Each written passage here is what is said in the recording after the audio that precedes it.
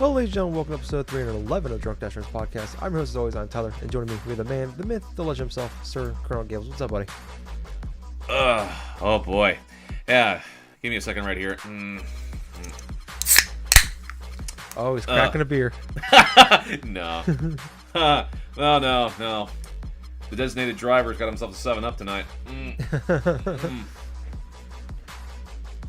But as you can tell, I am doing pretty darn well.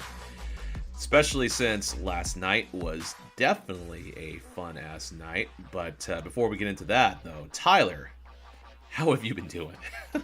One second here.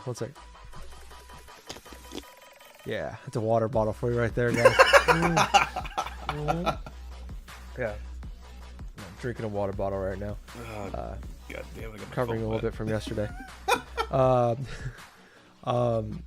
doing all right. Really tired. Long week of work. I work today. So yeah, about the same. Nothing too crazy going on with me as usual. I didn't get a chance to play any games this week, unfortunately. I got Resident Evil 2. Yeah, I got Resident Evil 2. It's downloaded because I got it digitally. I just haven't been to play it. Oh, you got it digitally. I got it fucking physically. Yeah. So I got that. So I was gonna play it when I got home from work today, and then I ended up taking like a 4-hour nap, and then here we are. Yeah. So, so I'll probably play it tonight after the recording, or I'll probably just play it tomorrow. Try to get jump onto it. Yeah. No, I'm doing okay otherwise though. So Gabe, you wanted to jump into something, didn't you? Oh, yeah. Of course. Well, the good news, guys, is because of the recent stream that I did last night in regards to Resident Evil 2, I am now past my halfway point for followers. And I'll tell you what, man, it's really fucking cool just to see your Twitch side or any type of little channel that you start, all of a sudden you start progressively getting more people interested in watching your stuff. Yeah. Ever since the start of this year, it's been a little bit more erratic in my streams, and that's because, in large part, hey, I moved different places, hey, I've earned a lot more responsibility stuff in my work, and you know what? It's going to be a slow period anyway in the video game front, because this beginning part of January normally is slow. But I'll tell you what, getting towards the last week of this month is definitely not slow, as we got 2 major games that are coming out. One released yesterday as a recording in Resident Evil 2 Remake. And oh my god. My gosh. This game is definitely something that kind of took me by surprise in and of itself. So, obviously we're getting into a little bit of what we've been playing here, or particularly in this week's scenario, what I've pretty much been playing. Because like Tyler, I have played just one thing this week, and that was yesterday. So during work, I decided, I was just talking with one of my buddies and stuff like that, and we started talking about some of the game releases and stuff, and he asked me this one simple question. It's like, hey Gables, it's like, when did Resident Evil 2 Remake come out? And I go forth, and I'm like, man, I don't know, let me check. I check my phone, because you know what, when you're a supervisor and you have a phone on you and stuff, you can casually look at it and stuff in terms of looking up different price points of stuff, because, well, hey, man, difference between supervisor and actual hardlines worker. Anyway. Watching Pornhub on the floor. I would not be surprised if people have done that before, but no, I do not do that. Anybody listening in from work, I do not do that. Oh, no wonder why he's so happy in this porn period. No. Yeah. See now, but if they are listening, now they're always gonna be thinking, maybe he is. They just see me watching on. They just see me looking at my phone. All of a sudden, I just come back from like my lunch with a shit-eating grin on my face. But anyway, that's not what we were talking about. Anyway, Resident Evil 2 Remake. Little story for you. I did not play this game back in the day. I have had a love-hate relationship with the Resident Evil series, dating as far back as when Resident Evil 4 first released for the GameCube. Now, I love Resident Evil 4's atmosphere and the control style and everything of the sort. It's just one of those games where I just never finished it. Never finished it multiple times. But in terms of like the original Resident Evil games, I have attempted to play the original Resident Evil on the PS1, that copy. I've tried playing it, like the remaster stuff, when it was released on the PS4. There was one thing that kept me back on those particular playthroughs, and that was the controls. I absolutely hate tank controls in video games. I mean, I understood why they were implemented to begin with back when it was in the late 90s, and that was before pretty much the standardized control style of using dual analog sticks. As a result, though, it's like I kept getting really frustrated trying to play those games, like Resident Evil games in general, because of having to turn and shoot and then all of a sudden try to angle myself to get the zombies, this and that, It just wasn't that type of a feel that I really want to get acquainted with. It's not impossible, mind you, no. I did go through some parts of Resident Evil during that game style, but it's like, it just wasn't for me. Now, this is entirely different, playing Resident Evil 2 Remaster. Whereas, hey, there's a lot of the same elements that were in Resident Evil 2, but instead of doing the tank controls, they have a third-person over-the-shoulder view, just like a standard action game of this modern gaming landscape would have. And I'll tell you what, difference is night and day. I absolutely love playing this game like this. And it has gotten me more immersed inside of the gaming experience. Because with that barrier of control being gone, I'm looking at it in a scenario where I'm starting to enjoy playing this game and what it's worth in the content-wise, like with solving puzzles, with dealing with, like, some of the zombies and this and that and stuff like that, but it's so fluid to play, because it plays like a standard, like, third-person, like, action game would. Third-person shooter, I would say. But, what I've loved about it so far is it retains a lot of the atmosphere that the original Resident Evil 2 did offer. And even though I may not have beaten Resident Evil 2 on the PS1, I've seen little tidbits, and I know the overall theme is like kind of a survival horror type of theme. As of this moment, I have gone through most of the police station. I have not found the last medallion in terms of trying to go through and, like, escape through the underground and get out of that police station. But I'll tell you this, though. Every step of the way while playing this game has been really enjoyable. From, like, the grotesque, like, it's like blood and gore of certain, like, cop scenes, just seeing your comrade just going through and just, like, biting the dust big time while being enveloped by, like, all these zombies and stuff. And I'll tell you what, man, it's like when you encounter the liquor for the first time in this game, oh my god, it just comes out of nowhere. No pun intended, but it's like, it is freaking crazy, and I absolutely love it. It's like, you're just walking down this narrow hallway, and all of a sudden it's like, you see something from the corner of your eye, and all of a sudden you just look up, it's like, oh, Jesus Christ, what the fuck is that? And that's exactly my reaction I had when I first saw it. Hell, Tyler, you've seen the little clip, haven't you? Oh yeah, I watched some gameplay videos on this. So. Oh my gosh, man! It's like when you see. I'll tell you guys, for those that are interested in wanting to play this, dude, I would definitely go forth and track down a copy of this game, digitally, physically. I've only played a few hours of it, but during this entire 2-hour play that I've had last night, I've had a lot of fun solving little bits of the random puzzles. I love the aspect to where if there is a specific item that you collect, and you've basically, like, ran out of uses for it, there's a red check mark that will indicate, hey, you can destroy the item after you've gotten done using it so many times. I'm like, holy crap, that is an annoyance actually taken away from me, because it's like, that was one of the main issues I heard of back in the day, because sometimes you didn't know when to discard certain key items in order to try to free up inventory space. And so I kind of like the aspect of, like, organizing my inventory stuff based upon, like, what I actually do need. But I'll tell you what, it's been kind of a little bit it has been sort of a little bit like stressful at times too, because here you are, you're trying to manage all this like inventory space, and it feels like once you do get like these little incremental upgrades to your pouch, it gets automatically filled up just right as soon as you freaking upgrade it. Because that's the thing that's been happening to me. There are some times I forget that I can actually combine certain items, that I have like these two items or something like that are like totally unrelated. I don't think about like going through and trying to examine them or combine them. Oh gosh. Here's a good example of this. I go to this room, this art room, right? And I find this statue hand. And I go somewhere else inside of this police station, and I find this red book. And what's kind of funny is I didn't know about this at the time. I placed the red book in the storage locker. This little storage like a trunk.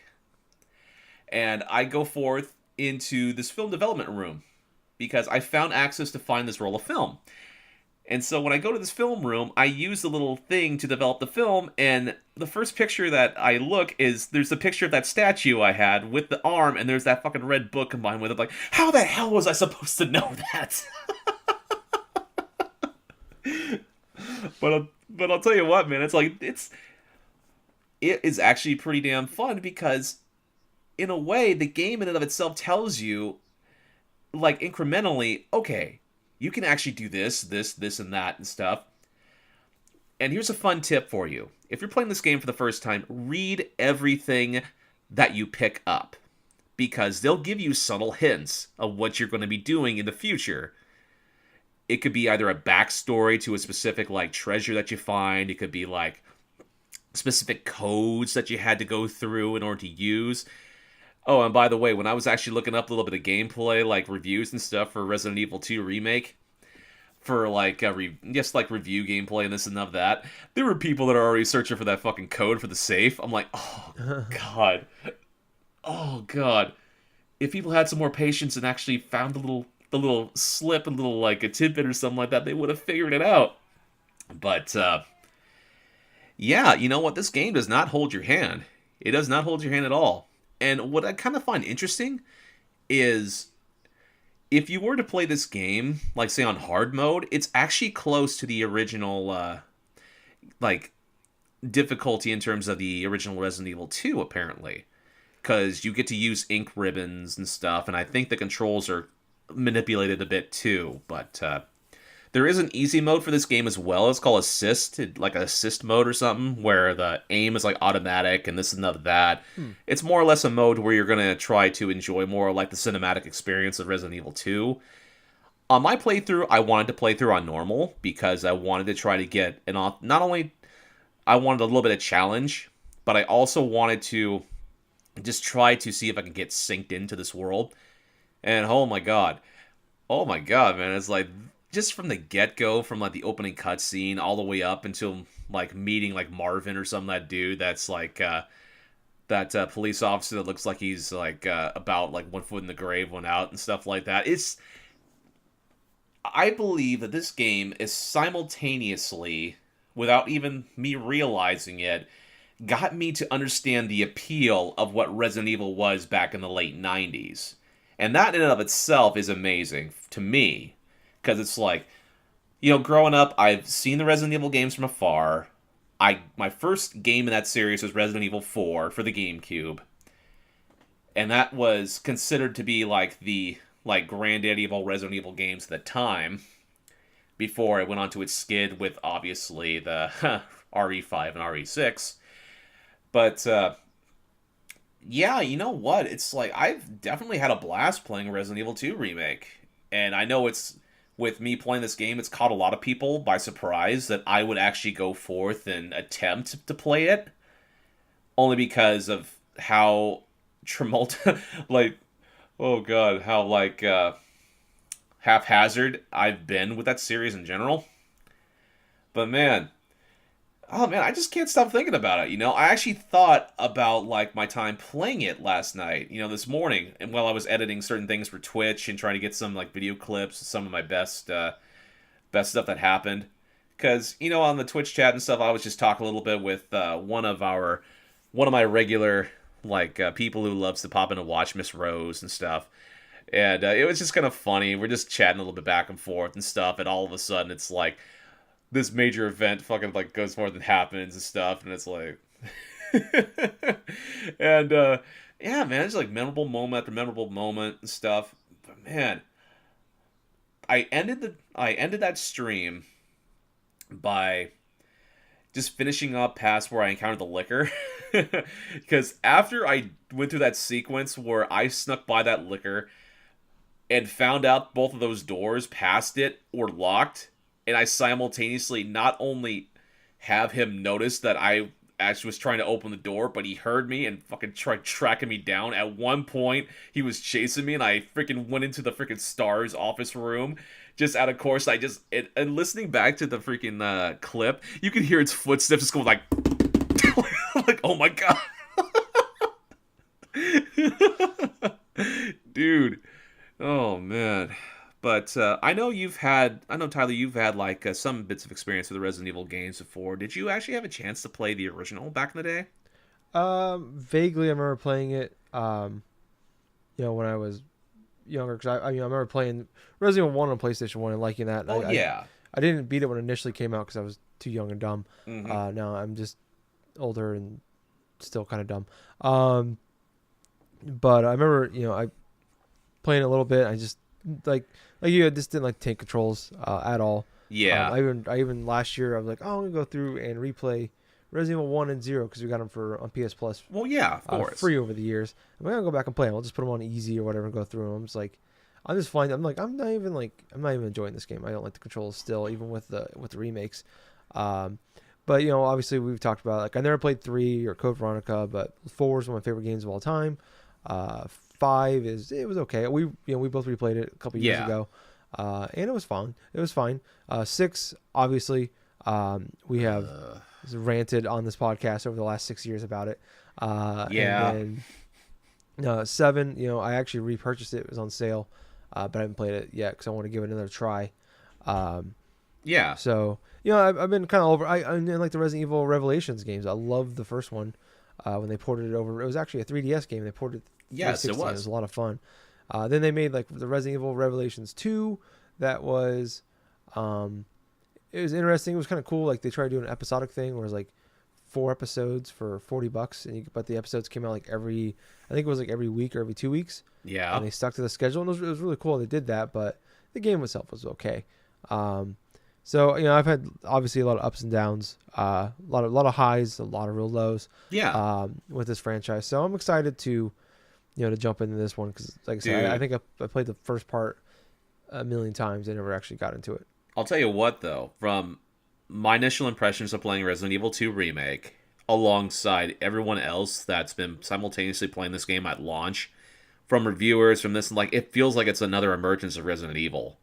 It's starting to feel like that something is starting to brew, because I feel like this game is going to be not only a smashing like success, but to be perfectly honest with you, I would definitely like throw down another $60 if there was like a Resident Evil 3 remake, or maybe like a Code Veronica or something like that, because this game has me impressed, honestly. This was an entire remaster of a classic game.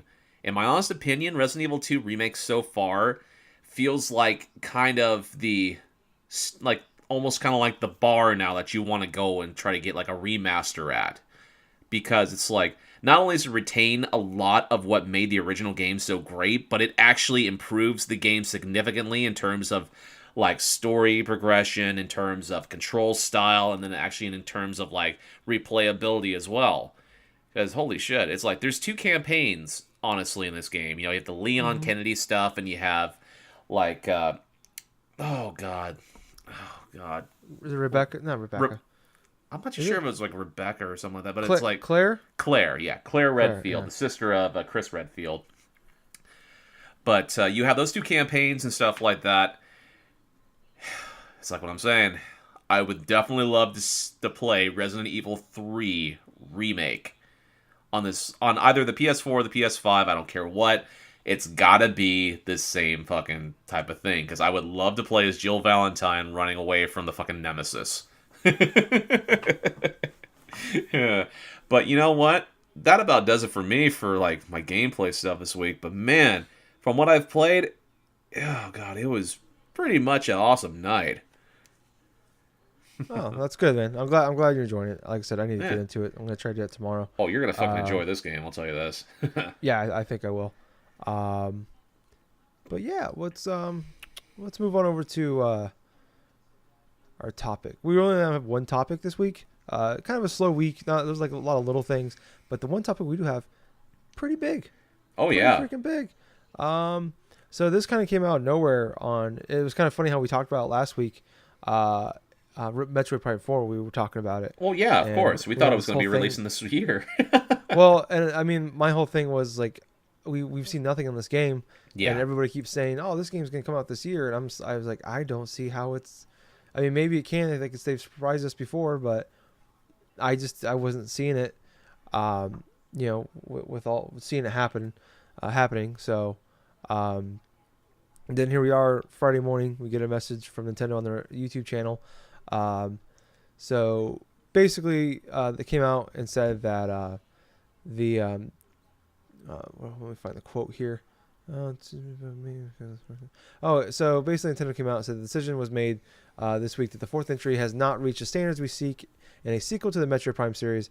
Due to this reason, Nintendo has decided to have producer Kenzeku Tanabe work in trust and collaboration with the studio that development the original Metroid Prime series. So basically, we don't really know who was working on it. There were some details that came out later on about it. So this is from like a Game Informer editor named Iram Khan. Yeah. So he said he has some insight to the situation. He said that the big problem with Metroid Prime 4 development was Nintendo's experimental ad hoc development process. It was being made in parts in different countries. Some studios were trucking along saying it was going smoothly while it was on fire elsewhere. He later on said internal thinking was that it needs to be done all under one roof to right the shift. And interestingly, Retro made the pitch for their involvement and put together a demo that Nintendo liked. So basically, what it sounds like is that he said it's being claimed to be rebooted, and I can't remember the name of the guy in the Nintendo video, but he said it's essentially being rebooted. So that probably means they're going to use some assets, or they have some general ideas of how it's going to go. But it's kind of crazy to think that this was a game people thought was going to come out in the next 9-10 months, and now we're looking at this game as this is the end of a Switch or the next console life cycle. So I don't know. I mean, I'm not a huge Metroid guy whatsoever. I know you're a much bigger fan of it, so I'm kind of curious what you think coming out of this. Well, let's be perfectly honest right here. I think this is absolutely fucking crazy that Nintendo has outright just said it. Like outright just comes out and just say, "Hey, we're canceling this, or we're having this developer go through and actually work on this game now."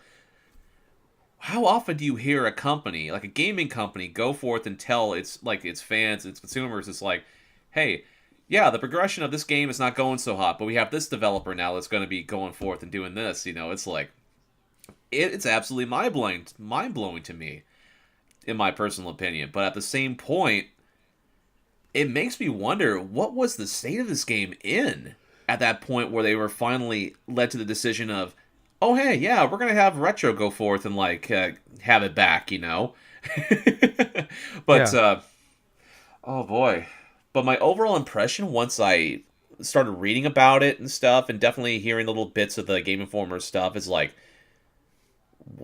what was the demo that Retro presented to Nintendo that just gave them oh yeah, this is basically going to be it, They just walked into the room and handed them the Metroid Prime trilogy. He's like, "Here you go. Here's your demo."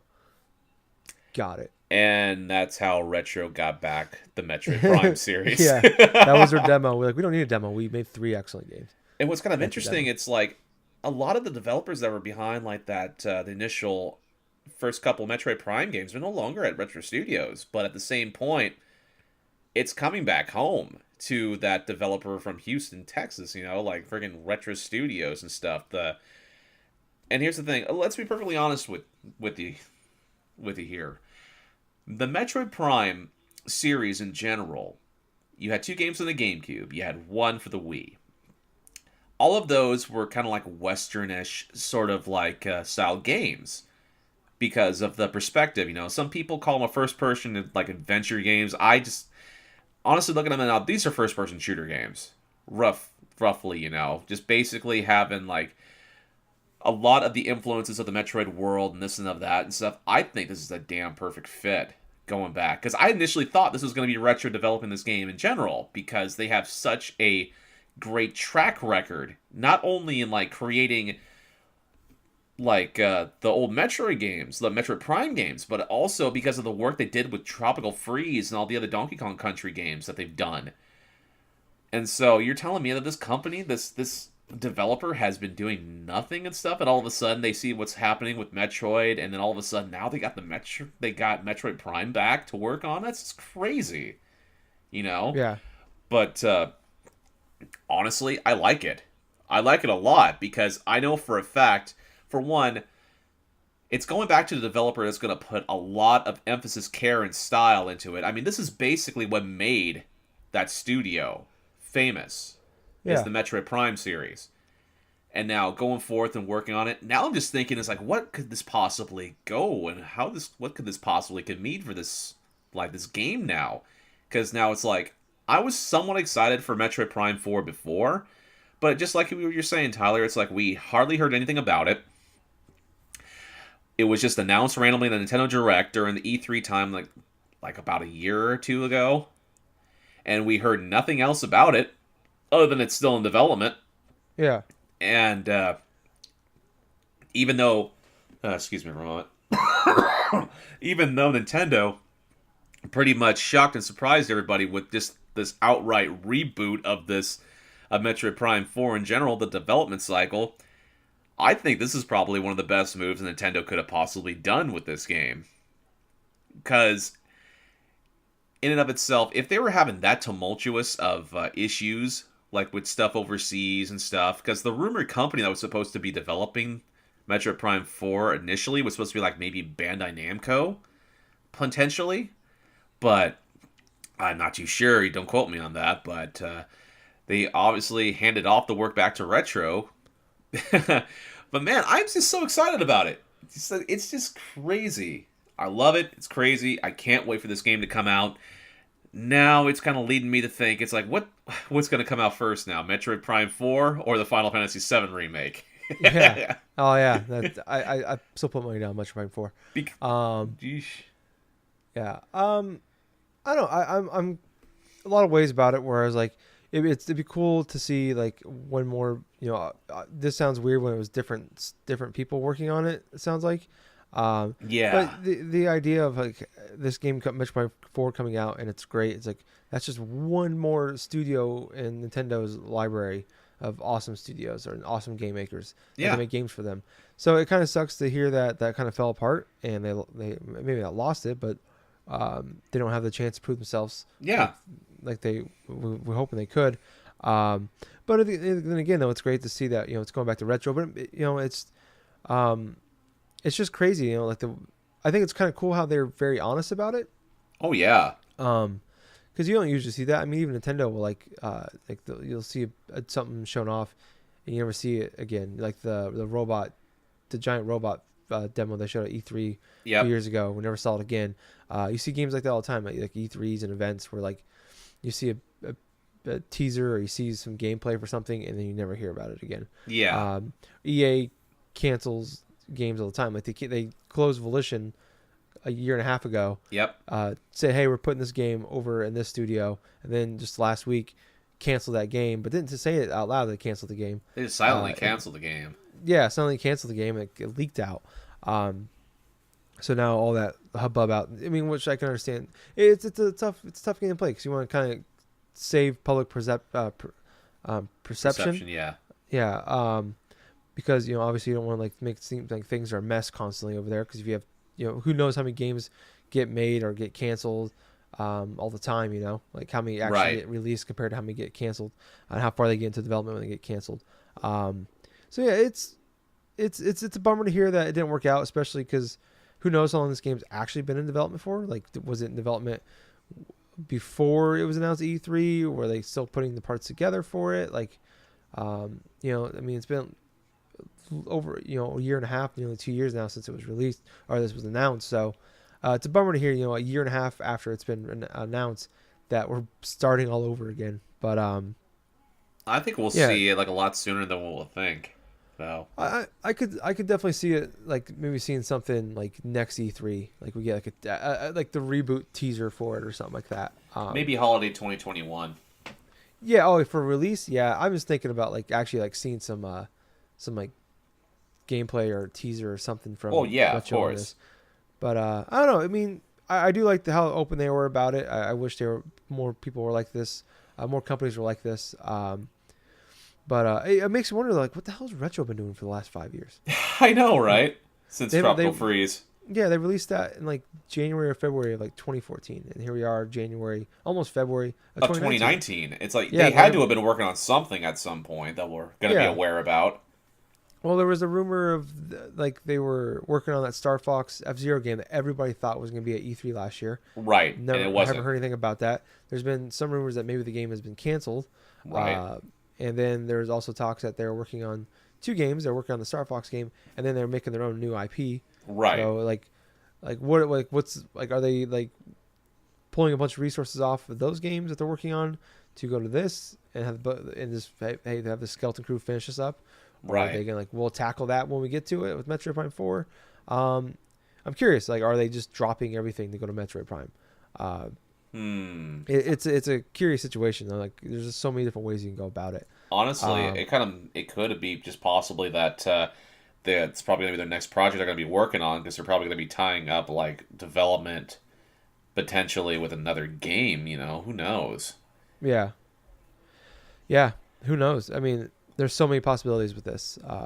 I think, I think we've talked about. I think a lot of people have talked about it over time about people were excited for it because it's Metroid, but it's like it's Metroid Prime 4, but we don't know who's making it. We don't really know anything about. It's so mysterious what's going on. So you're just kind So of hopeful, and now it's like oh, Retro's got it. So now we're pretty sure, more than likely, it's going to be great. yeah, So that's the impression right now, and I absolutely love that. Because we know for a fact Retro can make some goddamn good games. yeah, and something else from the Game Informer editor.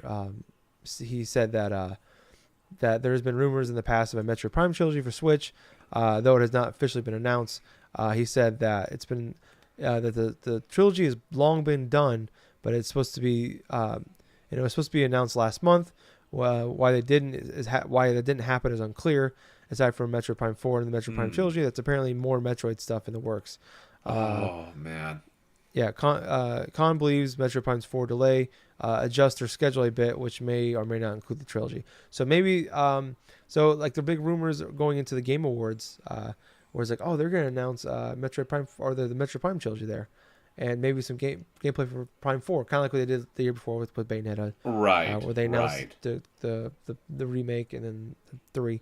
I think a lot of people were shocked by that it didn't happen.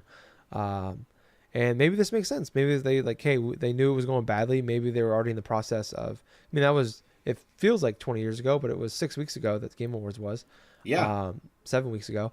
So it's not out of the realm of possibility that like they knew this was that this was happening or already happened with Metroid Prime 4 being switched to retro, and they like, well, they probably wanted to like release the trilogy not too far before but 4, and now it's like, well, we don't want to release this the trilogy that's actually done. They're probably, I wonder if like that could have been like their February game, like they did with Bayonetta. Like, Oh hey, we're yeah. gonna announce in December, it's out in February. Like that could have been their thing. Maybe Metroid Prime 4 they were hoping would be out this year, or maybe sometime beginning of next year. I just thought that on the spot though, like that totally was a thing that could have happened. But they probably they want to keep it somewhat fresh in people's minds, but give enough time to play it. So it's interesting. Like Well, yeah, it definitely is interesting. I mean, it sounds like this has been going on a lot longer than we probably thought, and that's probably the reasoning why that things were pulled back from not only just the Game Awards, but here's the thing: if there is a Metroid Prime trilogy that is supposed to be releasing on Switch, Man, I'm very surprised that not only we haven't heard from it from now, no, but at the same point, it's like just coming for that announcement. It's like, oh hey, yeah, we're changing development stuff for Metroid Prime 4 and stuff, but you know how Nintendo could be. They could easily release like an announced trailer or something like that for the Metroid Prime trilogy stuff and have it set for a release date, maybe of like a March or somewhere or April of this year to try to. Okay, this is the year. Here's your Metroid stuff. Until then, very easily they Yeah, could do that. yeah. So it's curious what they're gonna do, but hopefully it all works out. I do think the fact that Metroid uh, Prime trilogy is supposed to be done, what that means, but it's not the first time I'm sure something like this has happened. Well, yeah, of course.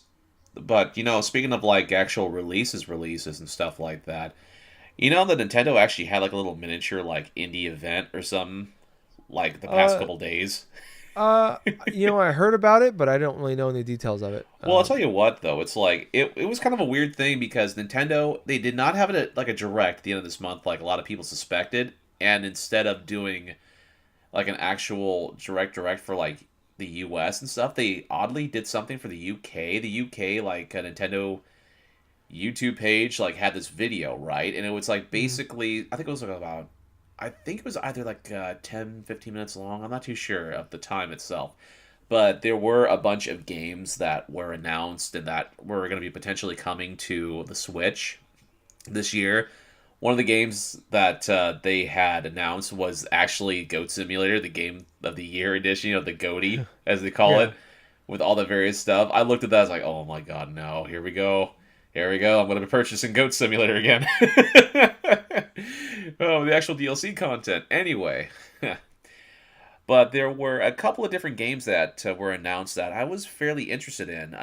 There was one that was like a music-based game that's not going to be coming out anytime soon, but I think it was like Double Kick was its name.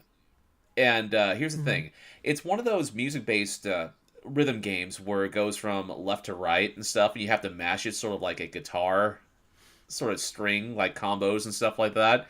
It looked fairly interesting, and it's like one of those type of adventure games where you're just going through like you're just going from place to place and stuff, and it's just like one of those music rhythm games where you just hit the thing notes and the beats and stuff, and the rhythms, and it looked fairly interesting. But another game that was announced, I think it was like Crosscode or something. Well, apparently it's supposed to. I believe this is its name, right? It has been released previously, but it's supposed to be a like almost like a retro sort of turn based JRPG sort of. From the gameplay that I've seen of it from the trailer and plus some of the presentation, it kind of gives me that Chrono Trigger like feel in terms of the action RPG elements, in terms of like certain basic content, like combat stuff and this and that, But yeah, it was just pretty much of a surprise. We didn't. There really wasn't too much emphasis on Twitter or too much like of note that was released from this like video and stuff. Of course, there were various YouTubers that did cover little bits of it, but from the games that I personally saw, it's like those two kind of like came to mind. There was another indie game too that I've forgotten, but yeah, that was basically sort of like it. There was just like about 4 or 5 game trailers or something, plus like Goat Simulator coming to Switch and this and other that. But yeah, it was just kind of like a weird out of the blue sort of thing. Yeah, that's cool. I know they did that. They do it a couple times a year. It seems like they do like a little like Nindies type event, like out of Right. nowhere. So I think they did that about this time too last year. Um, I thought one thing we could do though that might be a little fun, What's up? since we have a little time here, is we could kind of look at the rest of the like Q1, All right. through the end of March for games that are going to be coming out. Okay. Uh, so for the rest of the like I said, the rest of the quarter. So our RE2 remake already came out. But Tuesday we have on January 29th, Kingdom Hearts 3. Yep. Huge Where game you release. where are you at on this one? Are you actually interested in this one at all? To be perfectly honest with you, I am somewhat interested in playing Kingdom Hearts 3, but at the same time, the last time I had played and beaten a Kingdom Hearts game, it was like June of 2005 with Yeah. me beating Kingdom Hearts 2. So obviously, I've thought about buying it, but I could potentially get the prequel disc, the 1 and 2, like Hmm. remix stuff before even attempting to get Kingdom Hearts 3. It pains me to say this, but I'm probably gonna have to skip out on Kingdom Hearts 3 for now. Yeah. That's exactly where I'm at. Where like the reviews are out and it's super positive for the game, but um, like all of like the my infatuation with this game is like my childhood, Yep. like loving Kingdom Hearts 1 and 2, and I'm like you. Like I played the first two and beat them when they came out. I tried playing the Chain Memories one on Game Boy Advance. That game just wasn't very Right. good. It's a stupid card game, but yeah, I'm with you. Where I have a lot of interest in it. It's great to hear it's actually a lot of fun. But it's been what 13, 14 years, 15 years since the last one came out. It's Yeah. definitely a much different time I remember for me. really enjoying Kingdom Hearts 2, honestly. Hmm. Yeah, and I mean those were my type of games though at that point, like to the Tales games, obviously. So those were my games back then. So this nowadays this really isn't my game. Right. Um, But moving on to the next thing. So we're going to move into February here. Let's see what we got in February. Any interest in Crackdown 3? February 15th? I don't even have an Xbox One. That's right. Yeah. I have an Xbox One. I'm just optimistic about it. I have the Games Pass thing, so it'll be on there. Oh yeah. So that's the main reason I'm going to play it. Otherwise, it'd be one of those games I'd wait to see reviews and what the overall public thought of it before I would jump into it. Right. But I'm optimistic. I didn't I liked Crackdown 1. I didn't love it like everybody else. I didn't freak Right. out over it, but I played it much later, so I think there was a lot of the hype for that I went in there with. Moving on. Any interest in Far Cry New Dawn? Far Cry New Dawn, is that the DLC stuff for It's not a DLC, but it's like it's a smaller game, but like Far Cry 5 engine, but like 60 years in the future after a nuclear bomb hits. Yeah, right now I don't really have too much interest in it. Yeah, same. Okay. Jump Force, February 15th as well. Okay, well Jump Force, I mean I'm interested in seeing how this game performs, but at the same time I'm gonna be just like kind of waiting and seeing because there definitely are aspects that do appeal to me because a lot of the characters, a lot of things presented are stuff that I'm already aware of and already know about, but Mm-hmm.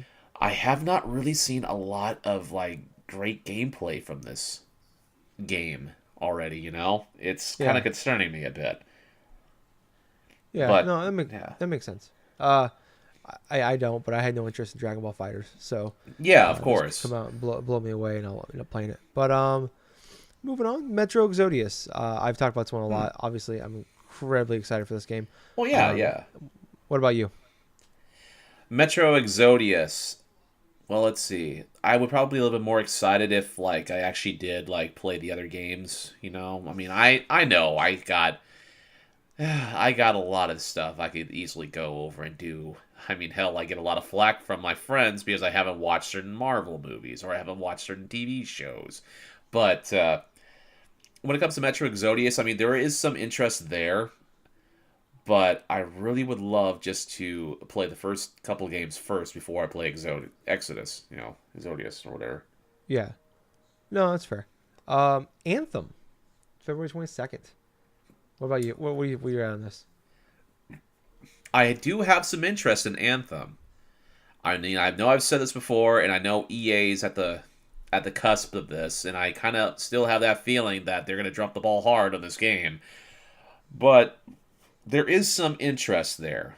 Now, if I had access to play some of the demo, like say what other people are doing this weekend, pretty much beta Yeah. testing it, maybe. But there is some interest. Now I'm just waiting on the reviews. Yeah. Um, I talked about I played the alpha, and I have the demo this weekend, but I have yet to play it. Uh huh. Um, but yeah, I'm really excited about this game. It's it I think it's more the kind of the BioWare fanboyism, I guess, more than anything, Right. that's making me optimistic about this game. It's kind of like Death Stranding, to a much smaller extent to what how I feel about this game to what I feel about Death Stranding, where it's a Hideo Yeah. Kojima's first game without the Metal Gear license. So I'm extremely optimistic about it. I'm hopeful that this game is gonna be good. I don't see how it's not at least good. Yeah. Maybe I don't know about great, but I feel like this game, worst case scenario, is just it's good. But we'll see. Obviously, we've been wrong before. So, moving on to March. Toe Jam and Earl comes out March 1st. I don't really know much about this franchise, but I know there's a lot of love behind it. Oh, let's see. Toe Jam and Earl. This is a game series that started on the Genesis. I remember that. I mean, the original, like the first two Toe Jam and Earl games. The first one was better than the second one, honestly, in my personal opinion. But honestly, I'm just waiting to see reviews of this game too, because this is one of those games that's basically coming back from the dead. Because there has not been an actual Toe Jam and Earl game since like the original Xbox. Yeah. So like I said, I don't know much about it, but I know there's been some buzz around it, so I thought I'd throw it out there. Next game, March 5th, Left Alive. That game I'm really looking forward to. It's a Square Enix published game, like robots stuff. It's got it's like a lot of art directors from the Metal Gear game, which I think that's pretty much all of my excitement is because of that, because it just looks and feels a lot like, or at least looks a lot like what you would think a Metal Gear game would look like in that kind of environment. Right.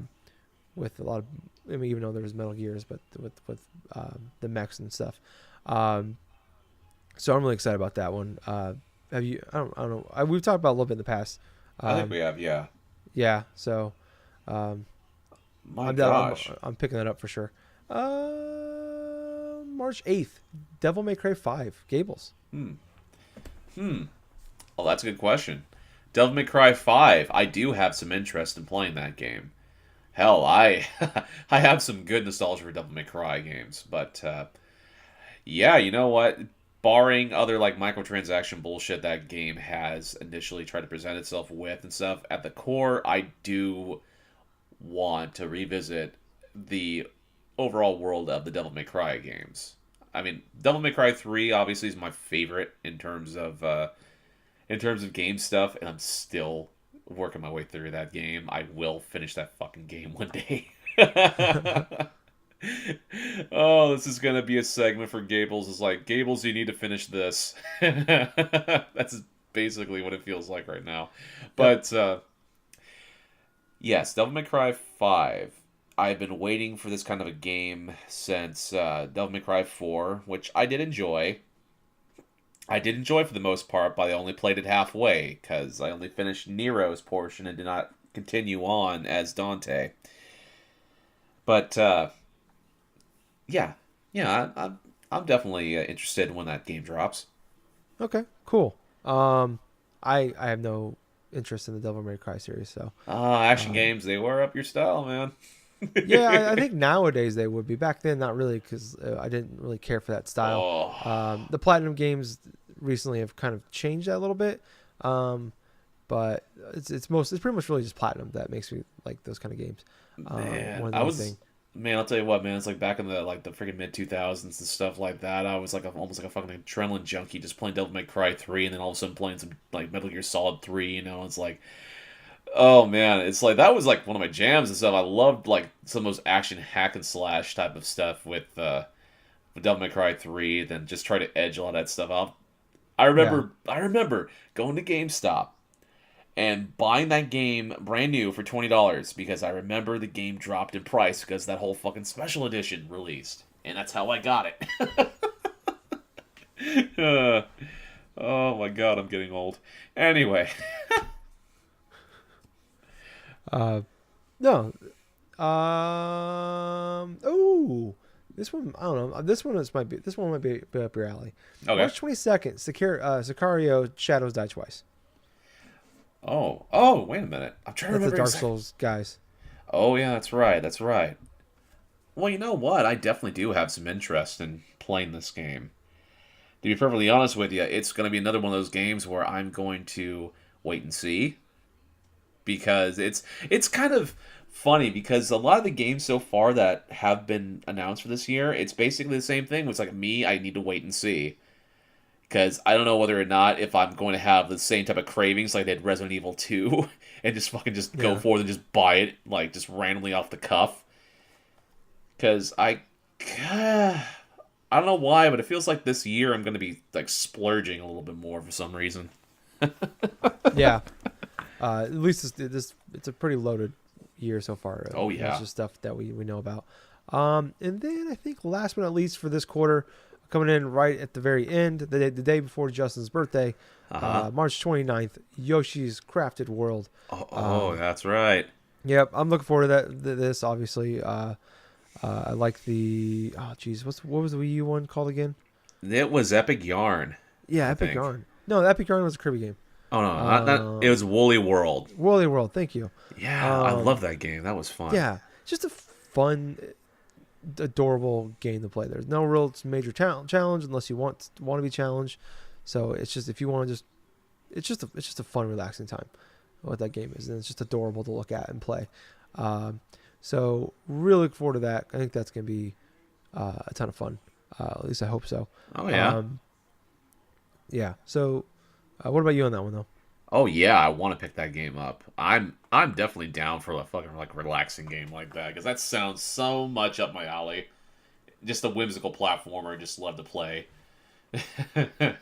yeah. So that should be good. I mean, that's pretty much gonna wrap up. I think the show. But I mean, look, obviously we've talked about this first chunk of the year is gonna be amazing. I think. Oh yeah. Yeah, I can't wait till we just got RE2. We're finally in the point now where games are coming out to play this year. So, yeah, it's gonna be fun. Yeah, but I think that's gonna wrap up the show. Want to thank you guys for listening to us this week. Want to hear more from us? We do have a Facebook page and group, Drunk Dash Nerds Podcast. Like and join us on there. On Twitter at Drunk Nerds Pod. Follow us on there. On YouTube at Drunk Nerds or just Drunk Nerds. Subscribe, please. Give us a big thumbs up. Leave us a comment on our videos. We really appreciate if you did that.